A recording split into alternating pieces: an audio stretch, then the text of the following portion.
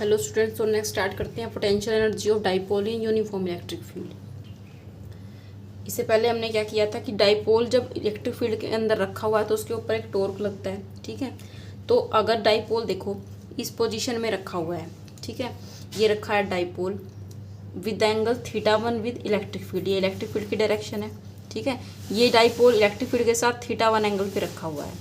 तो एक बात बताओ, अगर इस डाइपोल की पोजीशन मैं चेंज कर दूं, यानी ये किसी और एंगल पे ये इस तरह से अलाइंड हो जाए, यानी देखो इस तरह से ऐसे अलाइंड हो जाए ये डाइपोल, ठीक है, -q + q।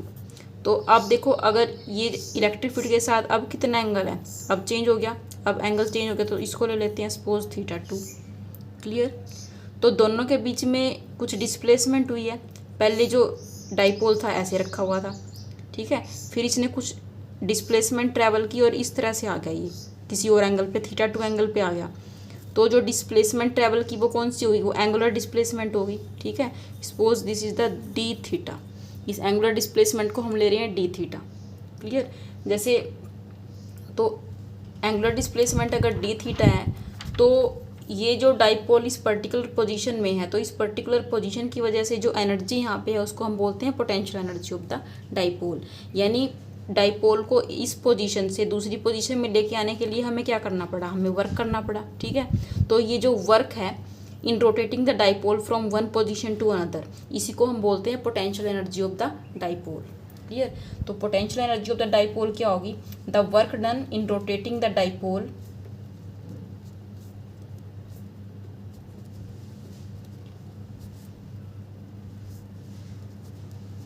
from one position to another।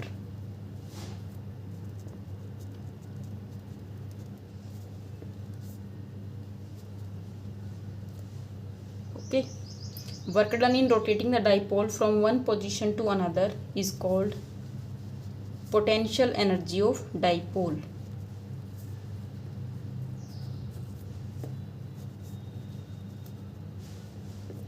तो यही वर्क डन है जो हमें यहाँ पे फाइंड आउट करना है, इसके लिए एक्सप्रेशन।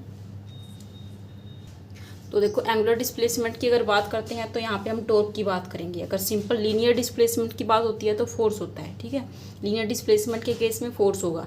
तो यहाँ पे एंगुलर डिस्प्लेसमेंट हो रही है तो टॉर्क की बात करेंगे। टॉर्क हमने फाइंड आउट किया था, टॉर्क कितना था, torque equal to PE sin θ, यही थी टॉर्क की इक्वेशन। क्लियर। अब देखो जो स्मॉल अमाउंट ऑफ वर्क हमें निकालना है, small amount of work done in rotating the dipole from θ1 angle to θ2, वो कितना होगा, small amount of work done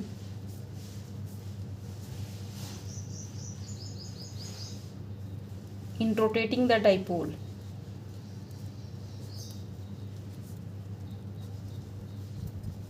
from किस एंगल से किस एंगल पर, θ1 से लेके θ2 एंगल पर। तो वो हो जाएगा dW is equal to torque into dθ। ये कैसे लिखी है, जैसे हम क्या लिखते हैं, अगर लीनियर डिस्प्लेसमेंट होती तो यहाँ पे जो वर्क हम लिखते वो लिखते फोर्स इंटू डिस्प्लेसमेंट। ठीक है, यही होती है वर्क की डेफिनेशन। अब यहाँ पे एंगुलर डिस्प्लेसमेंट हुई है तो टॉर्क इंटू डिस्प्लेसमेंट dθ यहाँ पे हम लिखेंगे।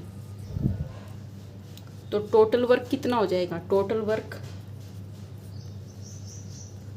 वर्क के लिए हमें क्या करना पड़ेगा, integration of this equation on both side.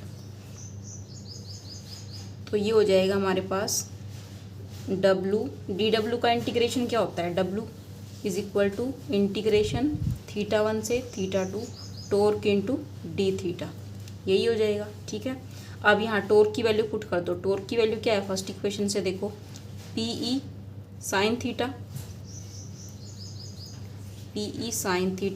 dθ, ये हो जाएगी। तो W is equal to PE, और E तो क्या है, कांस्टेंट है, तो अंदर क्या रह जाएगा, sin θ और dθ, और लिमिट्स क्या थी, θ1 से लेके θ2।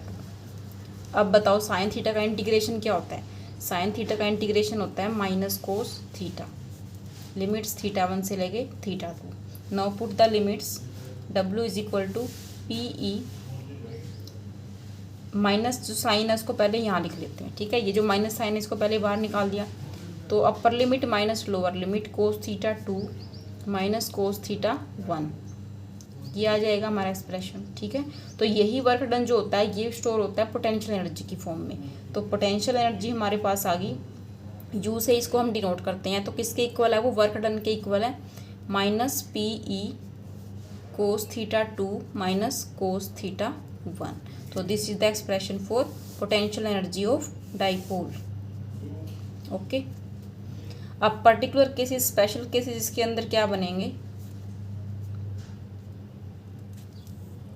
स्पेशल केस देखो, फर्स्ट स्पेशल केस यहाँ पे क्या है कि अगर जो डाइपोल है वो इनिशियली हमारा जो है इलेक्ट्रिक फील्ड के अलोंग था। ठीक है, यानी जो थीटा 1 जो है वो 0 था, इलेक्ट्रिक फील्ड के अलोंग था।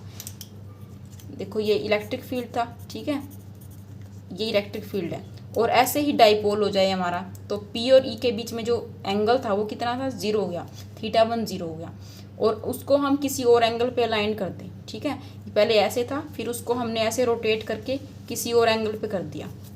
पहले इस तरह से था, ये डाइपोल था, सपोज ये डाइपोल है। ठीक है, पहले इस तरह से था, फिर इसको हमने रोटेट कर दिया और ये ऐसे इस पोजीशन पे ले आए, तो एंगल जो है चेंज हो गया।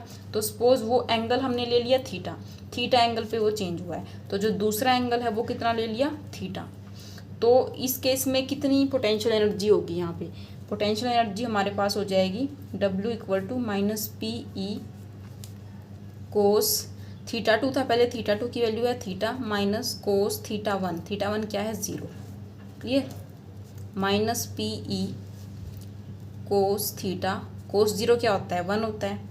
ठीक है, तो इतनी जो है पोटेंशियल एनर्जी हमारे पास आ गई। ठीक है, ये हुआ फर्स्ट केस।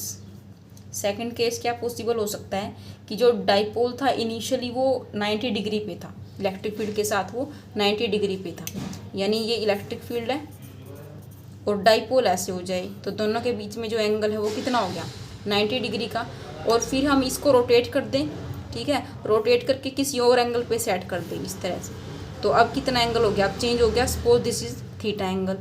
ठीक है, थीटा एंगल यानी इनिशियली जो एंगल था थीटा 1 तो था 90 डिग्री, और जो सेकंड एंगल है उसको हमने ले लिया थीटा।